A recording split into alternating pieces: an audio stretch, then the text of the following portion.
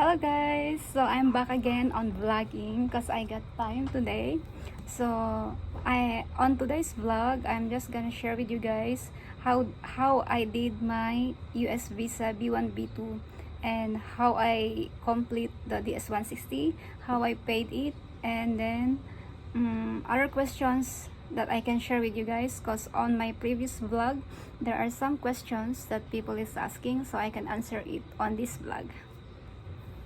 So I am here in Siargao. We live here in Siargao. So I am applying for a B1 and B2 visa. So what is B1 and B2? So B1 and B2 visa is for pleasure, for business. So why am I applying for this kind of visa? Okay, so I am married to an American citizen, but we live here in the Philippines. We stay here in Siargao. We live here in Siargao. We have a business here in Siargao. We are not planning to live in US because my husband wants to retire here in the Philippines. So my husband have an SSRV visa. If some foreigners may be familiar with that one, it's a special retirement visa for foreigners who can live here for a long time, like for retirement. That's a visa for them to get. So I am applying for a B1 B2 visa because we're just going to US to visit his kids, his brother, and he wants me to visit US because he wants me to show where he came from. Okay, so that is the reason why I am applying for this kind of visa. So last year, 2023, I got my interview January 6 at the US Embassy, and then so sad that I got denied. So first time I applied, I got denied, and then the consul gave me a blue paper. It says on the blue paper that I didn't get the requirements. So I was thinking like maybe I didn't show, and there are some issues that I think I got denied because I'm still using my my last name as single on my passport, because I didn't change my passport yet. But right now I changed everything and I'm using my husband's last name. So I know myself that there's other things that red flag. That's why the consul didn't give me the visa. But right at this time, I feel confident that I will get it. So I got the blue paper. It says that I didn't meet the requirements, so you try again. So this year I am trying again for the second time for the B1 and B2 visa. Okay, so on this vlog I'm just gonna share with you guys how I completed the DS-160, how I paid it, and then what website you're going to do it. Okay, so first question is what website will I get my US visa? Where will apply the US visa?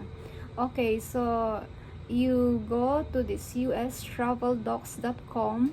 So that is the website, and then you will see this one on the front page. So first you need to sign in. So you need to sign in, and for me, because I applied before, my email address is already there. So I just need to put again my email address, my new password. So I fill up this one. So for the new applicants, you need to sign in, and then after you sign in, you will see this one. So new applicant, group scheduling, provide feedback, update profile, like that. So dashboard, so you will click the dashboard, and what will come is this one, the choices of the visa. So for non-immigrant, we have here the B1 visitors for business, B1 and B2 visitor for business and pleasure, B2 visitor for pleasure or medical treatment. So I choose the B1 and B2. So after that, this one will show up lines for completing the DS-160 form. So you guys need to read this one. You click the DS-160, and then there is this form that you need to bring in the bank will show up. Alright, so what I did is I didn't pay it myself because RCBC is not available here in Siargao, and it's a hassle for me to go in Surigao or Butuan. So I asked my sister if she can pay it for me. So I took a screenshot of that receipt bank copy, and then I sent it to her through Messenger, and then she went to the bank. So it's easy. It's like she told me that she told to the teller that, oh, I just need to pay my sister's US visa receipt. So they only asked her what's my birth date and my name. So that's easy how it is. You can ask anyone to pay it for you, and then that's it. So for some questions, they are always asking, is the receipt number the same as the reference number? Because if you go to the bank, you just need to go to the kiosk and put some things like the information. So the bank is asking for a reference number. So the reference number is the same as the receipt number. So you need to input that number right, because that's what you need when you will complete the DS-160.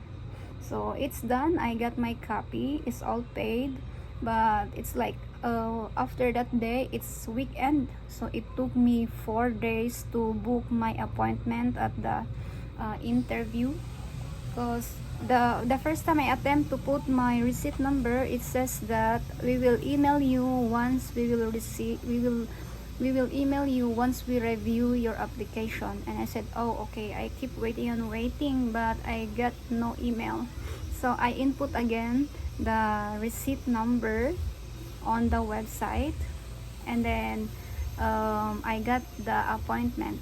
So some people says, oh, it's more than 24 hours and I still cannot book my appointment. You just wait for another day and then try it again, because that's what I did. And some people says, why it says on the website that my receipt number is wrong. So I guess you put the wrong number. So you just need to be careful, guys. You need to put the right reference number so it will show up right on the website. So that is usually the question on my previous vlog about the US visa. It's like, what is the receipt number? Okay, the receipt number is the reference number. I said, why my receipt number is not showing on the website? It's like, we just need to check it on the other day, because that's what happened to me. It's like, oh my god, why I cannot book my appointment? And then I waited, and then I tried again, because it's weekend. Whatever the reason is, as long as you put the right receipt number, you're fine. And then after that one, after you put your schedule, you complete your DS-160, and then you will receive an email, and then it says that this is what you need to bring during your interview: your passport, your confirmation, and then the DS-160. It's like they are not asking you to bring with you all the documents, your bank statement, your properties, and whatsoever. They are only asking you to bring your passport, the confirmation of your appointment. That's what they're asking. And then to complete the DS-160, you need to go to this website.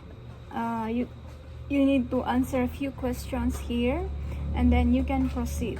So on this website, in completing your DS-160, you need like 90 minutes.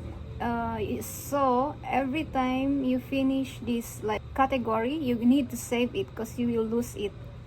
Like there's a lot of questions here that they're gonna ask, so you need to prepare for, let's say, personal. So this is what you need to answer. Travel, where are your travel histories, travel companions, previous US travel, address and phone, passport, US contact. So if you guys like you go to US now, you need to get the address of the person, the complete name of the person, the email address, the phone number of that person that you are going to visit in US for the B1 and B2. Because if you don't have this information, it's like you're gonna waste time, and then you only have 90 minutes, and then you will automatically log out. You can log in again, but don't forget, you need to save what you did. so you don't lose it. Because if you don't save it, if you log in again, it will automatically, you will start from the beginning. All right, so and then you also need to get the information of your work, education, and training. So it starts from college. What is your previous work, your contact number of the people, the address. Those are the questions. And then what are the hard ones here? I got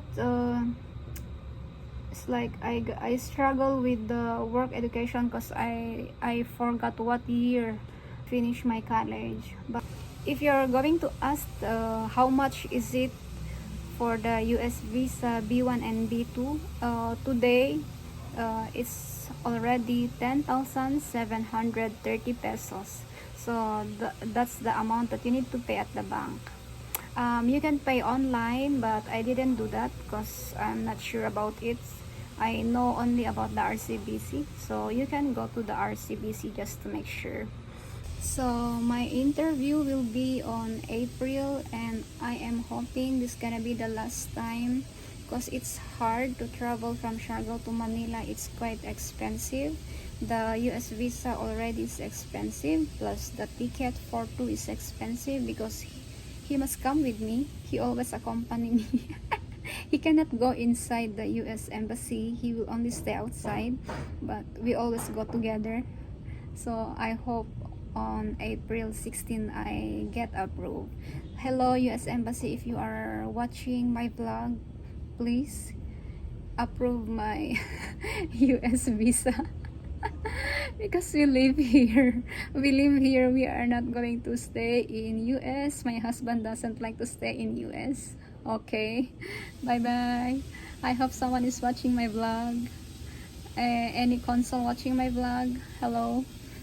I'm just gonna try my best to to show to the consul that we are not living in US. We're coming back here because I think that's the issue. That's why they deny me. Anyhow, thank you for watching again. Thank you for watching, guys. And for some questions, you can just comment down below and I will try to answer them.